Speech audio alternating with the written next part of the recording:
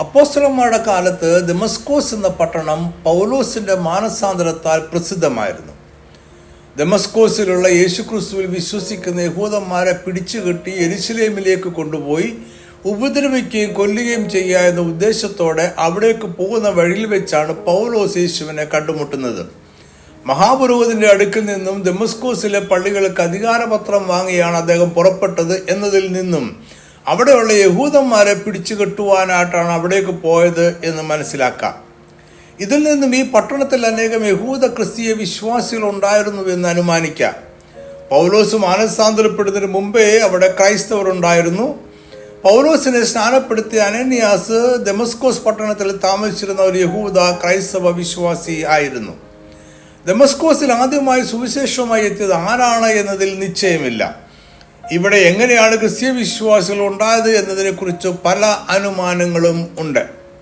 പെന്തക്കോസ്ത് നാളിൽ യെരുശലേമിൽ കൂടിയിരുന്ന യഹൂദജനം തിരികെ പോയി ഇവിടെയെല്ലാം സുവിശേഷം അറിയിച്ചു എന്ന് കരുതുന്നവരുണ്ട്. അപ്പോസ്തലന്മാരുടെ പ്രവൃത്തികൾ 8:1 പറയുന്ന യെരുശലേമിലെ സഭയ്ക്കുണ്ടായ വലിയ ഉപദ്രവം കാരണം ചിതറിപ്പോയ യഹൂദന്മാരാണ് സുവിശേഷം ഇവിടെ എത്തിച്ചത് എന്ന് വാദിക്കുന്നവരുണ്ട്. അവർ യഹൂദിയ ശമരിയ ദേശങ്ങളിൽ ചിതറിപ്പോയി എന്നേ പറയുന്നുള്ളൂ എങ്കിലും അവർ ദമസ്കോസിലേക്കും പോയിരിക്കാം എന്ന് കരുതപ്പെടുന്നു. യെരുശലേമും ദമസ്കോസും തമ്മിൽ 135 മുതൽ 150 മൈൽ വരെ ദൂരമുണ്ടായിരുന്നു. ഇത്രയും ദൂരം യാത്ര ചെയ്താണ് പൗലോസ് ദമസ്കോസിലെ യഹൂദ ക്രിസ്തീയ വിശ്വാസികളെ പിടിച്ചുകെട്ടാനായി പോയത്. അപ്പോസ്തലന്മാരുടെ പ്രവൃത്തിയിൽ 8:1 പറയുന്ന യെരുശലേമിലെ സഭയ്ക്കുണ്ടായ വലിയ ഉപദ്രവത്തിൽ യഹൂദ ക്രിസ്തീയ വിശ്വാസികൾ ചിതറിപ്പോയി ദമസ്കോസിലെത്തി എങ്കിൽ അവർ ദീർഘദൂരം സഞ്ചരിച്ചിട്ടുണ്ട്. എന്നാൽ ഇതൊന്നും അല്ലാത്തൊരു സംഭവം സുവിശേഷങ്ങളിൽ രേഖപ്പെടുത്തിയിട്ടുണ്ട്. അതെന്തായിരുന്നു എന്ന് മനസ്സിലാക്കുവാൻ ദമസ്കോസ് എന്ന പട്ടണം അക്കാലത്ത് ഏത് ഭൂപ്രദേശത്തായിരുന്നു എന്ന് അറിയണം. യേശുക്രിസ്തു സുവിശേഷം അറിയിച്ചും അത്ഭുതങ്ങൾ പ്രവർത്തിച്ചും കൊണ്ട് യാത്ര ചെയ്ത പ്രദേശങ്ങളിൽ ഒന്നാണ് ദക്കപ്പൊലി ദേശം. മത്തായി 4:25 ഗലീല, ദക്കപ്പൊലി, യെരുശലേം, യഹൂദിയ, യോർദാനക്കരെ എന്നീ ഇടങ്ങളിൽ നിന്ന് വളരെ പുരുഷാരം അവനെ പിന്തുടർന്നു എന്ന് പറയുന്നുണ്ട്. മർക്കോസ് 7 ഈ പ്രദേശത്ത് വെച്ച് യേശു വിക്കനായ ഒരു ചെകിടിനെ സൗഖ്യമാക്കുന്നതിൻ്റെ ചരിത്രമുണ്ട്.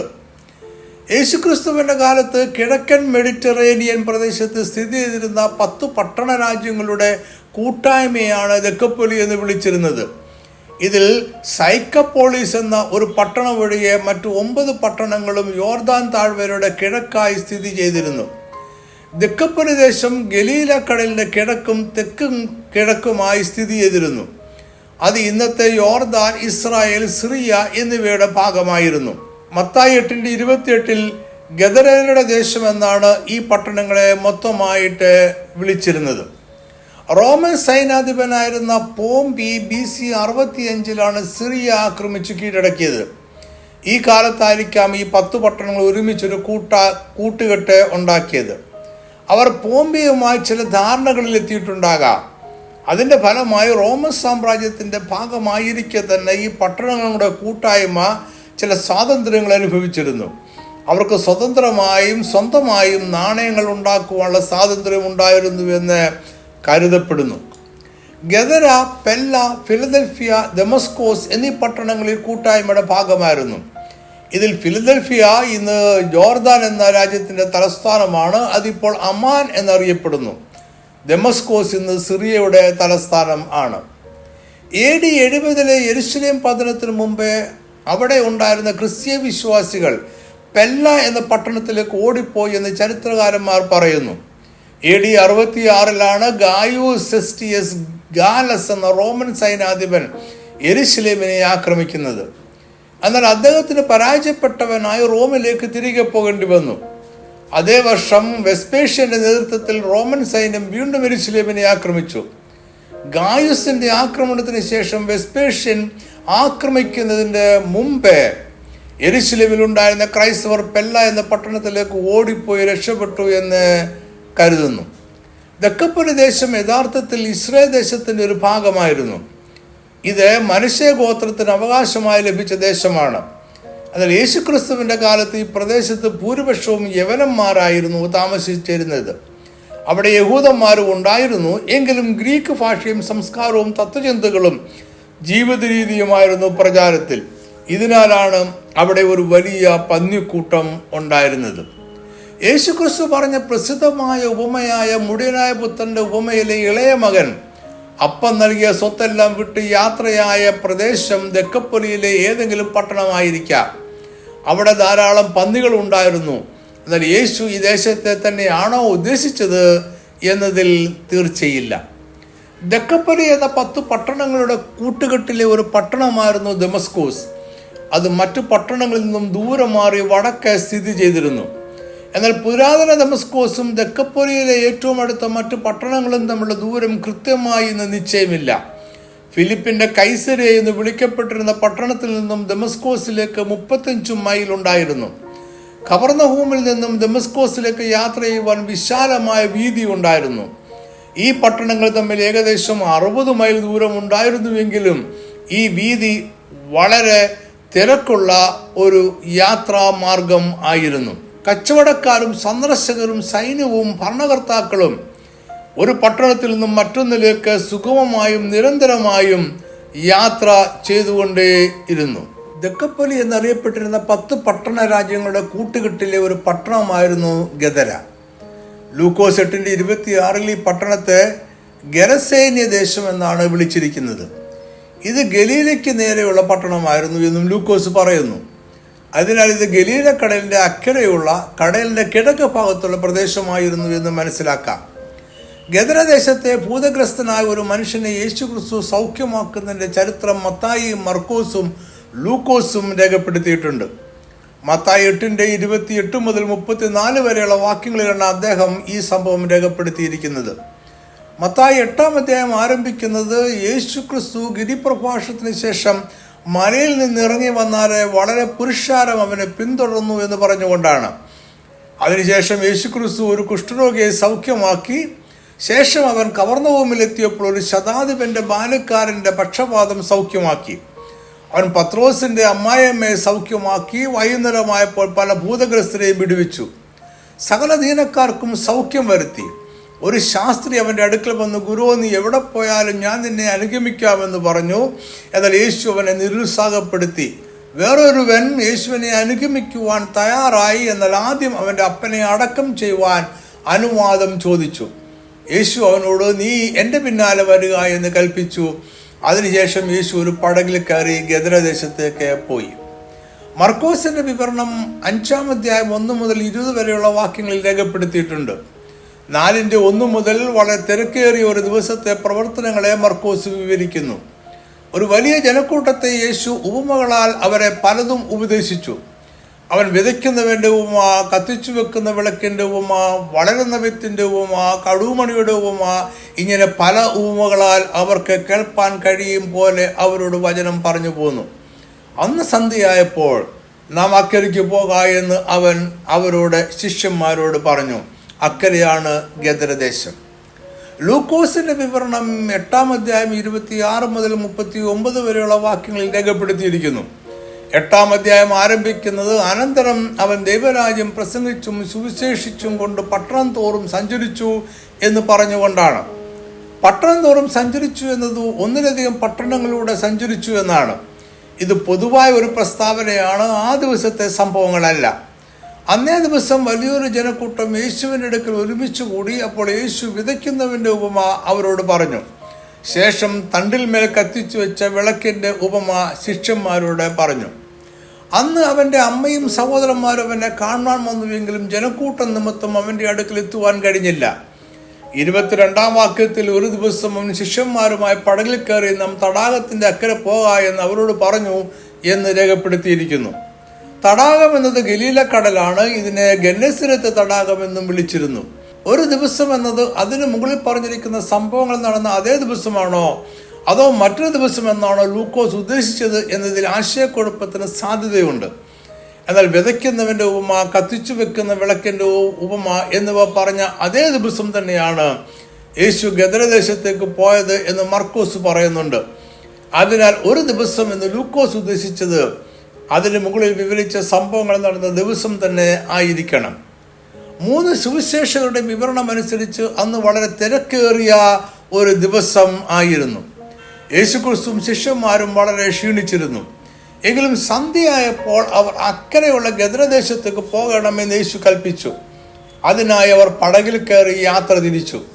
പടകിൽ യാത്ര ചെയ്യവേ യേശു ഉറങ്ങിപ്പോയി എന്നത് ആ ദിവസത്തെ തിരക്കും അവരുടെ ക്ഷീണവും സൂചിപ്പിക്കുന്നു. തിരക്കിട്ട യാത്രയുടെ ഉദ്ദേശം എന്തായിരുന്നു എന്ന് യേശു ശിഷ്യന്മാരോട് പറഞ്ഞില്ല.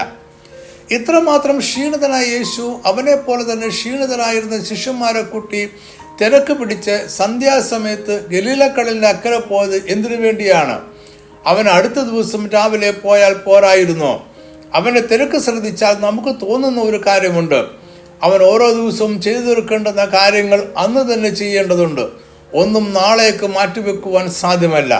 ഗദരദേശത്തിലെ ഭൂതഗ്രസ്തനെ അന്നാണ് വിടുവിക്കേണ്ടത്. അത് നാളേക്ക് മാറ്റിവെക്കുവാൻ സാധ്യമല്ല. അതായത് ഇന്ന് നമ്മുടെ ജീവിതത്തിൽ ദൈവം ചെയ്തു തീർക്കണമെന്ന് നിശ്ചയിച്ചിരിക്കുന്ന കാര്യങ്ങൾ അവൻ ഇന്ന് തന്നെ ചെയ്യും. അതൊരിക്കലും നാളേക്ക് മാറ്റിവെക്കുക ഇല്ല. അന്ന് സന്ധ്യയായപ്പോൾ നാം അക്കരയ്ക്ക് പോകാമെന്ന് യേശു ശിഷ്യന്മാരോട് പറഞ്ഞു. യേശു അപ്പോൾ ഗലീലക്കടലിന്റെ പടിഞ്ഞാറ് ഭാഗത്തുള്ള കവർന്നവും പ്രദേശത്തായിരിക്കണം ശുശ്രൂഷ ചെയ്തുകൊണ്ടിരുന്നത്. അക്കരെയാണ് ഗദരദേശം. ഗലീലക്കടൽ മുറിച്ചു കടന്നു വേണം അക്കരെ എത്തുവാൻ. അവർ യാത്ര പുറപ്പെട്ട് കഴിഞ്ഞപ്പോൾ ക്ഷീണിതനായിരുന്ന യേശുക്രിസ്തു അമരത്ത് തലയണ വെച്ച് ഉറങ്ങിയായിരുന്നു. അപ്പോൾ കടലിൽ വലിയ ചുഴലിക്കാറ്റും ഓളവും ഉണ്ടായി. പടകിൽ വെള്ളം നിറഞ്ഞിട്ട് അവർ പ്രാണഭയത്തിലായി. എന്നാൽ യേശു എഴുന്നേറ്റ് കാറ്റിനെയും വെള്ളത്തിന്റെ കോപത്തെയും ശാസിച്ചു.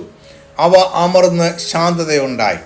അങ്ങനെ അവർ ഗദരദേശത്ത് സുരക്ഷിതരായി എത്തി. യേശുവും ശിഷ്യന്മാരും ഗദരദേശത്തെത്തിയപ്പോൾ 2 ഭൂതഗ്രസ്തർ ശവക്കല്ലറുകളിൽ നിന്ന് പുറപ്പെട്ടു അവനെതിരെ വന്നു. മത്തായി ഇവിടെ 2 ഭൂതഗ്രസ്തർ ഉണ്ടായിരുന്നു എന്ന് പറയുന്നു. 8:33 മേയ്ക്കുന്നവർ ഓടി പട്ടണത്തിൽ ചെന്ന് സകലവും ഭൂതഗ്രസ്തരുടെ വസ്തുതയും അറിയിച്ചു എന്നാണ് മത്തായി എഴുതിയിരിക്കുന്നത്. ഇവിടെയും ഭൂതഗ്രസ്തരുടെ എന്നത് ബഹുവചനമാണ്. എന്നാൽ മർക്കോസും ലൂക്കോസും ഒരു മനുഷ്യന്റെ കാര്യമേ പറയുന്നുള്ളൂ. എങ്കിലും ഇതിൽ ആശയക്കുഴപ്പത്തിന് വകയില്ല. അവിടെ 2 ഭൂതഗ്രസ്തരുണ്ടായിരുന്നു. എന്നാൽ ഒരു മനുഷ്യന്റെ കാര്യമാണ് ഏറെ പ്രസക്തമായത്. അതിനാൽ മർക്കോസും ലൂക്കോസും അവനിലേക്ക് ശ്രദ്ധ കേന്ദ്രീകരിക്കുന്നു. ഭൂതഗ്രസ്തരായവരെ കുറിച്ച് സുവിശേഷ രചയിതാക്കൾ പറയുന്ന വിവരങ്ങൾ ഇതെല്ലാമാണ്. അവർ അത്യുഗ്രന്മാർ ആയിരുന്നത് കൊണ്ട് ആർക്കും ആ വഴി നടന്നുകൂടാഞ്ഞു. അവൻ ബഹുകാലമായി ഭൂതങ്ങൾ ബാധിച്ചവനായിരുന്നു. അത് വളരെ കാലമായി അവനെ ബാധിച്ചിരുന്നു. അവനെ ചങ്ങലയും വിലങ്ങും ഇട്ട് ബന്ധിച്ചു സൂക്ഷിച്ചിരുന്നിട്ടും അവൻ ബന്ധനങ്ങളെ തകർക്കുകയും ഭൂതം അവനെ കാടുകളിലേക്ക് ഓടിക്കുകയും ചെയ്യും. മർക്കോസ് അവന്റെ അവസ്ഥയെക്കുറിച്ച് കൂടുതൽ വിവരിക്കുന്നുണ്ട്. അവൻ അശുദ്ധാത്മാവുള്ളൊരു മനുഷ്യനായിരുന്നു. അവന്റെ പാർപ്പ് കല്ലറകളിലായിരുന്നു. ആർക്കും അവനെ ചങ്ങല കൊണ്ടുപോലും ബന്ധിച്ചുകൂടാഞ്ഞു. പലപ്പോഴും അവനെ വിലങ്ങും ചങ്ങലയും കൊണ്ട് ബന്ധിച്ചിട്ടും അവൻ ചങ്ങല വലിച്ചു പൊട്ടിച്ചും വിലങ്ങ് ഉരുമി ഓടിച്ചും കളഞ്ഞു. ആർക്കും അവനെ അടക്കുവാൻ കഴിഞ്ഞില്ല. അവൻ രാവും പകലും കല്ലറകളിലും മലകളിലും ഇടവിടാതെ നിലവിളിച്ചും തന്നെത്താൻ കല്ലുകൊണ്ട് ചതച്ചും പോന്നു. യേശു ശിഷ്യന്മാരും പടകിൽ നിന്നിറങ്ങിയപ്പോൾ ഭൂതഗ്രസ്തരായ 2 പേർ ശവക്കല്ലറുകളിൽ നിന്ന് പുറപ്പെട്ട് അവനെതിരെ വന്നു എന്നാണ് മത്തായി പറയുന്നത്. അവൻ യേശുവിനെ ദൂരത്ത് നിന്ന് കണ്ടിട്ട് ഓടിച്ചെന്നു അവനെ നമസ്കരിച്ചു എന്ന് മാത്രമേ മർക്കോസ് പറയുന്നുള്ളൂ. എന്നാൽ അവൻ പട്ടണത്തിൽ നിന്ന് വന്ന് എതിർപ്പെട്ടു എന്നാണ് ലൂക്കോസ് എഴുതിയിരിക്കുന്നത്. ഇതേ വാക്യത്തിൽ അവൻ ബഹുകാലമായി വസ്ത്രം ധരിക്കാതെയും വീട്ടിൽ പാർക്കാതെയും ശവക്കല്ലറകളിൽ അത്രേ ആയിരുന്നു എന്ന് ലൂക്കോസ് പറയുന്നു. അതായത് യേശുവും ശിഷ്യന്മാരും പടകിൽ നിന്നും ഇറങ്ങിയപ്പോൾ ഗദര എന്ന പട്ടണത്തിൽ നിന്നും ഭൂതഗ്രസ്തൻ അവരുടെ നേരെ വന്നു. ഈ ഭൂതഗ്രസ്തൻ അവന്റെ വീട്ടിലല്ല താമസിച്ചിരുന്നത്. അവൻ ശവക്കല്ലറകളിൽ ആയിരുന്നു താമസം. ഭൂതഗ്രസ്തരായ മനുഷ്യർ യേശുവിനെ കണ്ടപ്പോൾ, ദൈവപുത്ര, ഞങ്ങൾക്കും നിനക്കും തമ്മിൽ എന്ത്? സമയത്തിനു മുമ്പേ ഞങ്ങളെ ദണ്ഡിപ്പിപ്പാൻ ഇവിടെ വന്നുവോ എന്ന് പറഞ്ഞു. മർക്കോസും ലൂക്കോസും ഒരു ഭൂതഗ്രസ്തന്റെ കാര്യമേ പറയുന്നുള്ളൂ. അവൻ യേശുവിനെ കണ്ടപ്പോൾ ഓടിച്ചെന്ന് നിലവിളിച്ചു, അവനെ നമസ്കരിച്ചു. അവൻ ഇങ്ങനെ ചെയ്യുവാൻ കാരണം എന്താണ് എന്ന് മർക്കോസും ലൂക്കോസും വിശദീകരിക്കുന്നുണ്ട്. യേശു അശുദ്ധാത്മാവിനോട് ആ മനുഷ്യനെ വിട്ടുപോകുവാൻ കൽപ്പിച്ചിരുന്നു. എന്നാൽ അതുകൊണ്ട് ഭൂതങ്ങൾ വിട്ടുപോകാതെ ഇരുന്നത് കൊണ്ടാകാം യേശു അവരുടെ പേര് എന്താണ് എന്ന് ചോദിച്ചു. യേശു പേര് ചോദിച്ചത് ഭൂതത്തിനൊരു പേരുള്ളത് കൊണ്ടല്ല, അത് ഏത് പേരുള്ള ഭൂതമാണ് എന്ന് അറിയണം എന്നതുകൊണ്ടുമല്ല. അന്നത്തെ ജനങ്ങളുടെ വിശ്വാസമനുസരിച്ച് ഭൂതങ്ങൾ പേര് പറഞ്ഞാൽ അവർ ആ മനുഷ്യനെ വിട്ടുപോകേണ്ടി വരും. പേര് പറയുന്നില്ല എങ്കിൽ ചോദിക്കുന്നവരിൽ ഭൂതങ്ങൾക്ക് അധികാരം ഉറപ്പിക്കാം. പേര് ചോദിക്കുന്നത് ഭൂതങ്ങളെ പുറത്താക്കുവാനുള്ളൊരു മാർഗമായി യേശുവോ അപ്പോസ്തലന്മാരോ എങ്ങും ഉപയോഗിക്കുകയോ പഠിപ്പിക്കുകയോ ചെയ്തിട്ടില്ല. അവർ ആരും പേര് ചോദിച്ചൊരു ഭൂതത്തെ പുറത്താക്കിയിട്ടില്ല. യേശു പേര് ചോദിച്ചത് ഭൂതഗ്രസ്തന്റെ വിശ്വാസം വർദ്ധിപ്പിക്കുവാൻ വേണ്ടി മാത്രമായിരുന്നു. ഒരു പക്ഷേ അവനിൽ എത്രമാത്രം ഭൂതങ്ങൾ ഉണ്ടായിരുന്നു എന്ന് ശിഷ്യന്മാർ കണ്ട് കേട്ട് മനസ്സിലാക്കണം എന്ന് യേശു ആഗ്രഹിച്ചു കാണും. ഭൂതങ്ങൾക്ക് യേശുവിൻ്റെ മേൽ അധികാരമുള്ള ഇത് തെളിയിക്കുവാനും ആയിരിക്കാം യേശു ഇങ്ങനെ ചെയ്തത്. ഏതായാലും യേശു ഭൂതങ്ങളോട് അവരുടെ പേര് ചോദിച്ചത് അവന് വേണ്ടിയല്ല, ഭൂതങ്ങളെ പുറത്താക്കുവാനുള്ള മാർഗവുമായിട്ടല്ല, അത് മറ്റുള്ളവരുടെ വിശ്വാസത്തെ വർദ്ധിപ്പിക്കുവാൻ വേണ്ടി ആയിരുന്നു. യേശു പേര് ചോദിച്ചതിന് ഉദ്ദേശം നമുക്ക് വ്യക്തമല്ല. അതിനാൽ ഭൂതം വിട്ടുപോയതുമില്ല. എന്നാൽ യേശുവോ അപ്പോസ്തലന്മാരോ ഈ രീതിയിൽ ഭൂതങ്ങളെ പുറത്താക്കുവാൻ മറ്റൊരു അവസരത്തിലും ശ്രമിച്ചിട്ടില്ല. അവർ അങ്ങനെ ഉപദേശിച്ചിട്ടുമില്ല. ഭൂതങ്ങളെ എങ്ങനെ പുറത്താക്കണമെന്ന് യേശു ക്രിസ്തു വ്യക്തമായി പഠിപ്പിച്ചിട്ടുണ്ട്. അപ്പോസ്തലന്മാർ മാതൃക കാണിച്ചിട്ടും ഉണ്ട്. ഭൂതഗ്രസ്തനായിരുന്ന മനുഷ്യരിൽ അനേകം ഭൂതങ്ങൾ ഉണ്ടായിരുന്നതിനാൽ അവർ അവരുടെ പേര് ലെഗ്യോൻ എന്നാണ് പറഞ്ഞത്. ഇവിടെ അവരുടെ പേരെന്താണ് എന്ന ചോദ്യത്തിന് ഭൂതങ്ങൾ ശരിയായ മറുപടി നൽകിയില്ല. ലെഗ്യോൻ എന്നത് അവരുടെ പേരല്ല, അവരുടെ എണ്ണത്തെ സൂചിപ്പിക്കുന്ന ഒരു പദം മാത്രമാണ്. ഭൂതങ്ങൾ പേര് പറഞ്ഞില്ല എങ്കിലും അവർ ആ മനുഷ്യനെ വിട്ട് പുറത്തുപോയി. ഭൂതങ്ങൾ യേശുവിനെ ഉപദ്രവിച്ചതും ഇല്ല. അവരുടെ പേര് ലെഗ്യോൻ എന്നാണ് എന്ന് പറഞ്ഞതിന്റെ കാരണം ഭൂതങ്ങൾ തന്നെ പറയുന്നുണ്ട്. ഞങ്ങൾ പലർ ആകുന്നു. ലെഗ്യോൻ എന്നത് റോമൻ പട്ടാളക്കാരുടെ ഒരു കൂട്ടമാണ്. ഒരുമിച്ച് താമസിക്കുന്ന ഒരു ക്യാമ്പിലെ പടയാളികളുടെ എണ്ണമാണിത്. ഇത് ഏകദേശം 6000 പടയാളികൾ വരെ ഉണ്ടാകാം. എന്നാൽ എപ്പോഴും അത്രയും പടയാളികൾ ഉണ്ടാകണമെന്നില്ല. മർക്കോസ് 5:13 അശുദ്ധാത്മാക്കൾ പ്രവേശിച്ച പന്നികളുടെ എണ്ണം അവ ഏകദേശം 2000 ആയിരുന്നു എന്ന് പറയുന്നുണ്ട്. ഇതിൽ നിന്നും ഭൂതഗ്രസ്തവനായവന്റെ ഉള്ളിൽ കുറഞ്ഞത് 2000 ഭൂതങ്ങൾ ഉണ്ടായിരുന്നു എന്ന് അനുമാനിക്കാം. ഒരു മനുഷ്യനിൽ അനേകം ഭൂതങ്ങൾ ഉണ്ടായിരുന്നത് പോലെ ഒരു പന്നിയിൽ അനേക ഭൂതങ്ങൾ പ്രവേശിച്ച് കാണുവാനും സാധ്യതയുണ്ട്. ഇതിനെക്കുറിച്ച് തീർച്ചയില്ല. ഭൂതങ്ങൾ ഒരു അപേക്ഷ യേശുവിൻ്റെ മുന്നിൽ വെച്ചു. നാട്ടിൽ നിന്ന് ഞങ്ങളെ അയച്ചു കളയാതിരിപ്പാൻ ഏറിയൊന്ന് അപേക്ഷിച്ചു എന്ന് മർക്കോസ് പറയുന്നു. പാതാളത്തിലേക്ക് പോകുവാൻ കൽപ്പിക്കരുത് എന്ന് അവ അവനോട് അപേക്ഷിച്ചു.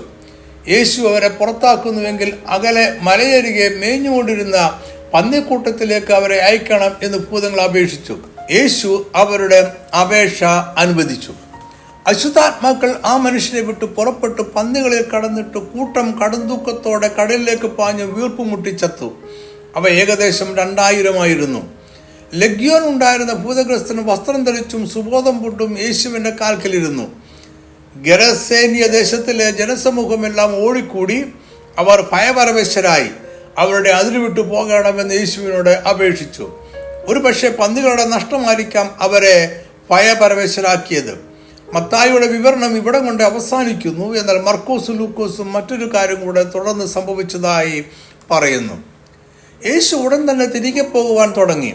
എന്നാൽ യേശു പടകിലേക്ക് കയറുമ്പോൾ ഭൂതഗ്രസ്തനായിരുന്നവരിൽ ഒരുവൻ അവനും കൂടെ യേശുവിൻ്റെ കൂടെ പോരട്ടെ എന്ന് അപേക്ഷിച്ചു. എന്നാൽ യേശു അവൻ്റെ ആവശ്യം അംഗീകരിച്ചില്ല. മാത്രമല്ല, യേശു അവന് ഒരു പുതിയ നിയോഗവും കൊടുത്തു. മർക്കോസ് 5:19 യേശു അവനെ അനുവദിക്കാതെ നിന്റെ വീട്ടിൽ നിനക്കുള്ളവരുടെ അടുക്കൽ ചെന്ന് കർത്താവ് നിനക്ക് ചെയ്തതൊക്കെയും നിന്നോട് കരുണ കാണിച്ചതും പ്രസ്താവിക്ക എന്ന് അവനോട് പറഞ്ഞു. ലൂക്കോസ് 8:39 അതിന് അവൻ നീ വീട്ടിൽ മടങ്ങിച്ചെന്ന് ദൈവം നിനക്ക് ചെയ്തൊക്കെയും അറിയിക്ക എന്ന് പറഞ്ഞു. അവനെ അയച്ചു. അവൻ പോയി യേശു തനിക്ക് ചെയ്തൊക്കെയും പട്ടണത്തിൽ എല്ലായിടവും അറിയിച്ചു. അവൻ എവിടെ എന്തെല്ലാം അറിയിക്കണം എന്ന് മർക്കോസും ലൂക്കോസും കൃത്യമായി പറയുന്നു. നിന്റെ വീട്ടിൽ നിനക്കുള്ളവരുടെ അടുക്കൽ ചെന്ന് കർത്താവ് നിനക്ക് ചെയ്തൊക്കെയും നിന്നോട് കരുണ കാണിച്ചതും പ്രസ്താവിക്കാം. ഈ വാക്യത്തിൽ ഒരു പ്രധാന വാക്കുണ്ട്, നിന്നോട് കരുണ കാണിച്ചതും പ്രസ്താവിക്കാം. അതായത് അവൻ്റെ യാതൊരു നന്മ പ്രവൃത്തിയും കാരണമല്ല അവൻ വിടുവിക്കപ്പെട്ടത്. അവൻ ഭൂതഗ്രസ്തനായിരുന്നു, മരിക്കുവാൻ വിധിക്കപ്പെട്ടവനായിരുന്നു, ജീവിച്ചിരിക്കെ തന്നെ കല്ലറകളിൽ താമസിക്കുന്നവനായിരുന്നു, വിടുതലിനായി ദൈവത്തോട് നിലവിളിക്കുവാൻ പോലും കഴിവില്ലാത്തവനായിരുന്നു. എന്നാൽ ദൈവത്തിന് അവനോട് കരുണ തോന്നി അവനെ രക്ഷിച്ചു. ദൈവത്തിന് അവനോട് തോന്നിയ കരുണ ഒന്ന് മാത്രമാണ് അവനെ രക്ഷിച്ചത്. ഇത് അനേകരോട് അറിയിക്കണം.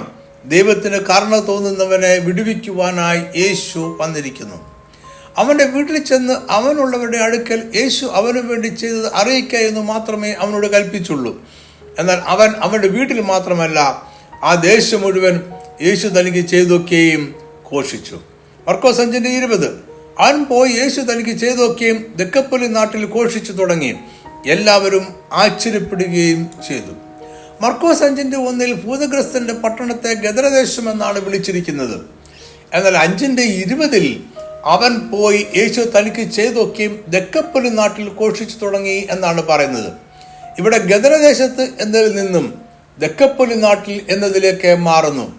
ഇത് ഭൂതഗ്രസ്തനായിരുന്നവൻ ഗദരദേശത്ത് മാത്രമല്ല, ദെക്കപ്പൊലി നാട്ടിലെ മറ്റു പട്ടണങ്ങളിലും യേശുവിനെ സാക്ഷിച്ചു എന്ന ആശയത്തെ വിനിമയം ചെയ്യുന്നു. അതിനാൽ അവൻ നേരിട്ടോ അവന്റെ സാക്ഷ്യം മറ്റുള്ളവരിലൂടെയോ ദമസ്കോസിലും എത്തിയിട്ടുണ്ട് എന്ന് ന്യായമായും അനുമാനിക്കാം. എങ്കിലും ഇതൊരു അനുമാനം മാത്രം ആണ്. യേശു ഭൂതഗ്രസ്തനെ വിടുവിക്കുന്നത് മർക്കോസ് 5 രേഖപ്പെടുത്തിയിരിക്കുന്നത്. മർക്കോസ് 7:31 മുതൽ 36 വരെയുള്ള വാക്യങ്ങളിൽ ഒരു പുരുഷാരം ഈ പ്രദേശങ്ങളിൽ നിന്നും യേശുവിനെ അനുഗമിച്ചു എന്ന് രേഖപ്പെടുത്തിയിട്ടുണ്ട്. ഇതിൽ നിന്നും ഈ ഭൂതഗ്രസ്തന്റെ സാക്ഷ്യം ദെക്കപ്പൊലിയിലെ പട്ടണങ്ങളിൽ വളരെ സ്വാധീനമുണ്ടാക്കി എന്ന് മനസ്സിലാക്കാം. അതായത് അവൻ അവന്റെ വീട്ടിൽ മാത്രമല്ല, ഗദര പട്ടണത്തിൽ മാത്രവുമല്ല, ദെക്കപ്പൊലി നാട്ടിലെ 10 പട്ടണങ്ങളിലും യേശുവിനെ കുറിച്ച് അറിയിച്ചു എന്ന് നമുക്ക് ന്യായമായും അനുമാനിക്കാം. ദമസ്കോസ് ദെക്കപ്പൊലി എന്നറിയപ്പെട്ടിരുന്ന പ്രദേശത്തെ ഒരു പട്ടണ രാജ്യമായിരുന്നു. അങ്ങനെ യേശുവിൻ്റെ കാലത്ത് തന്നെ ദൈവരാജ്യത്തിൻ്റെ സുവിശേഷം അവിടെ എത്തി. ഈ പഠനത്തിൻ്റെ അവസാന ഭാഗമായി സംഭവത്തിലൂടെ ഒന്നുകൂടി പോകുവാൻ ഞാൻ ആഗ്രഹിക്കുന്നു. യേശുക്രിസ്തുവിനും ശിഷ്യന്മാർക്കും അതിൽ വളരെ തിരക്കുള്ള ദിവസമായിരുന്നു. പകൽ മുഴുവൻ യേശു പ്രബോധിപ്പിച്ചും രോഗികളെ സൗഖ്യമാക്കുകയും ചോദ്യങ്ങൾക്ക് ഉത്തരം നൽകുകയും ചെയ്തുകൊണ്ടിരുന്നു. സന്ധ്യയായപ്പോഴേക്കും അവർ നല്ലതുപോലെ ക്ഷീണിച്ചിരുന്നു. അവർക്ക് അപ്പോൾ ആവശ്യം നല്ല വിശ്രമമായിരുന്നു. എന്നാൽ യേശു അന്ന് തന്നെ ഗലീലക്കടലിന് അക്കരെയുള്ള ജാതിയേറെ താമസിക്കുന്ന ഗദരദേശത്തേക്ക് പോകുവാൻ തീരുമാനിച്ചു. ഗദരദേശത്ത് ഒരു ഭൂതഗ്രസ്തനുണ്ടായിരുന്നു. അവൻ കല്ലറകളിൽ താമസിച്ചിരുന്നു. അവൻ സ്വയം പീഡിപ്പിച്ചുകൊണ്ടിരുന്നു. ഇടവിടാതെ അവൻ നിലവിളിക്കുമായിരുന്നു. ആർക്കും അവനെ നിയന്ത്രിക്കുവാൻ കഴിഞ്ഞില്ല. ഈ നിലവിളി ശബ്ദം യേശു കേട്ടതുകൊണ്ടായിരിക്കാം അവനെ വിടുവിക്കുവാൻ തീരുമാനിച്ചത്. ഗദരദേശത്തെ ഭൂതഗ്രസ്തനെ വിടുവിക്കുവാൻ അന്ന് തന്നെ പോകണമെന്നില്ല. യേശുവും ശിഷ്യന്മാരും നല്ലതുപോലെ ക്ഷീണിച്ചിരുന്നു. എങ്കിലും ഭൂതഗ്രസ്തനെ വിടുവിക്കാതെ യേശുവിന് വിശ്രമിക്കുവാൻ കഴിയില്ല. യേശുവിന് ഓരോ ദിവസവും ചെയ്തു തീർക്കേണ്ടുന്ന ദൗത്യങ്ങൾ നിശ്ചയിക്കപ്പെട്ടിട്ടുണ്ട് എന്ന് വചനത്തിൽ പ്രത്യേകം പറയുന്നില്ല. എന്നാൽ അന്ന് സന്ധ്യയ്ക്ക് തന്നെ ഗദരദേശത്തേക്ക് പോയി ഭൂതഗ്രസ്തനെ വിടുവിക്കണമെന്നുള്ള യേശുവിന്റെ നിർബന്ധം കണ്ടാൽ അവൻ ഓരോ ദിവസവും ചെയ്തു തീർക്കേണ്ടുന്ന ദൗത്യങ്ങളുണ്ട് എന്ന് നമുക്ക് തോന്നും. അത് ഭൂതഗ്രസ്തന്റെ വിടുതലിന്റെ ദിവസമാണ്. അത് നാളത്തേക്ക് യേശു മാറ്റിവെക്കുകയില്ല. ഗദരദേശത്തിൽ ബഹുഭൂരിപക്ഷവും ജാതീയരായിരുന്നു. ഭൂതഗ്രസ്തനും ഒരു ജാതീയൻ ആയിരുന്നിരിക്കാം. അവൻ കല്ലറകളിൽ താമസിച്ചിരുന്നു. അവൻ സുബോധമില്ലാത്തവനായിരുന്നു. അനേകം അശുദ്ധാത്മാക്കൾ അവനെ നിയന്ത്രിച്ചിരുന്നു. യേശു വന്നത് യഹൂദരിലും ജാതിയരിലുമുള്ള സുബോധമില്ലാത്ത അശുദ്ധാത്മാക്കളാൽ നിയന്ത്രിക്കപ്പെട്ടിരുന്ന മനുഷ്യരെ രക്ഷിക്കുവാനാണ്. ഗദരദേശത്തെ ജനങ്ങൾ ജാതിയർ ആയിരുന്നതിനാൽ പന്നികളെ വളർത്തുക അവരുടെ പ്രധാന വരുമാന മാർഗം ആയിരുന്നു. പന്നികൾ ഒരു വൃത്തിഹീനമായ ജന്തുവാണ്. അവ യഹൂദന്മാർക്ക് നിഷിദ്ധമാണ്. പന്നികളെ കൂട്ടത്തോടെ വളർത്തുന്ന ഒരു പട്ടണം ആയതിനാൽ അത് ദുർഗന്ധം നിറഞ്ഞൊരു പ്രദേശമായിരുന്നു. എന്നാൽ അത് യേശുവിനെ പിന്തിരിപ്പിച്ചില്ല. കാരണം ദുർഗന്ധം വമിക്കുന്ന ജീവിതവുമായി മുന്നോട്ട് പോകുന്നവരെ രക്ഷിക്കുവാനാണ് യേശു ഭൂമിയിലേക്ക് വന്നത്. ഭൂതഗ്രസ്തൻ സൗഖ്യമായി. അവൻ ദെക്കപ്പൊലി പ്രദേശത്തെ പട്ടണങ്ങളിലെല്ലാം ദൈവരാജ്യത്തിന്റെ സുവിശേഷം അറിയിച്ചു. അവനാണ് ആദ്യമായി ദമസ്കോസ് എന്ന പട്ടണത്തിൽ സുവിശേഷം അറിയിച്ചത്. പൗലോസിന്റെ കാലമായപ്പോഴേക്കും അവിടെ അനേകം ക്രിസ്തീയ വിശ്വാസികൾ ഉണ്ടായിരുന്നു. അവരെ പിടിച്ചുകെട്ടി കൊല്ലുവാൻ വന്ന പൗലോസിനെ കർത്താവ് നേരിട്ടു. അവിടെ ജീവിച്ചിരുന്ന അനന്യാസ് എന്ന ക്രിസ്തു ശിഷ്യൻ പൗലോസിനെ സ്നാനപ്പെടുത്തി. അങ്ങനെ പൗലോസിന്റെ മാനസാന്തരത്തിലും ശുശ്രൂഷകളിലും ഭൂതഗ്രസ്തനായിരുന്നവനും ദമസ്കോസ് പട്ടണത്തിലെ ക്രിസ്തീയ വിശ്വാസികൾക്കും ഒരു പങ്ക് ഉണ്ടായി. ഈ സംഭവം നമ്മളെ ഓർപ്പിക്കുന്ന ഒരു യാഥാർത്ഥ്യമുണ്ട്. പിശാചിനാൽ നിയന്ത്രിക്കപ്പെടുന്ന അനേകർ നമ്മുടെ ചുറ്റിനുമുണ്ട്. അവർ സുബോധമില്ലാതെ മരിച്ചവരെ പോലെ ജീവിക്കുന്നു. അവർ നാറ്റം വെച്ച അവസ്ഥയിലായിരിക്കുന്നു. അവർ നന്മയും തിന്മയും തിരിച്ചറിയുന്നില്ല. അവരിൽ ചിലർ വിടുതലിനായി നിലവിളിക്കുന്നുണ്ട്. ആ നിലവിളി ശബ്ദം നമ്മൾ കേൾക്കണം. അവരുടെ വിടുതലിന്റെ ദിവസം ഇന്നാണ്. അവരോട് യേശുവിനെ കുറിച്ച് അറിയിക്കുവാൻ ഇനി താമസിക്കരുത്. വിടുവിക്കപ്പെടുന്ന ഓരോരുത്തരും ഒരു വിത്താണ്. അത് 100 മേനിയായി ഫലം കായ്ക്കും. മറ്റ് അനേകരുടെ വിടുതലിനെ അവർ മുഖാന്തരമായി തീരും. ഈ ക്രിസ്തു സന്ദേശം ഇവിടെ അവസാനിപ്പിക്കട്ടെ. കർത്താവ് നിങ്ങളെ സമൃദ്ധമായി അനുഗ്രഹിക്കട്ടെ. ആമേൻ.